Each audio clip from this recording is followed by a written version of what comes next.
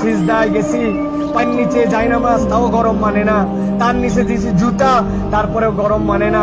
কপালে যাওয়ার পরে মনে হলো ফুসা পড়ে গেল। উঠার পরে সবাই তো তাড়াহুড়া করতেছে, আর উনি বলতেছে, আরে আমার পায়ের নিচে জায়নামাজ, আমার পায়ের নিচে জুতা, তারপরে আমার পায়ে গরম লাগে।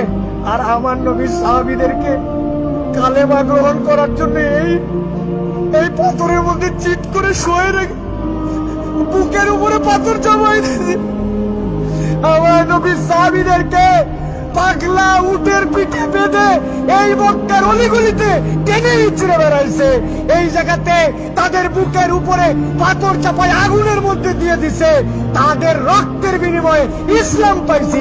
আজকে আমি 2 রাকাত নামাজে পায়ের গোড়ালি গরম হয়ে যাচ্ছে জন্য কষ্ট হয়, এসিটা একটু কম ঠান্ডা মারে জন্য কষ্ট হয়, আমার মাথার উপরে যদি একটুখানি সুন্দর ছাতা না থাকে কষ্ট হয়। আমার নবী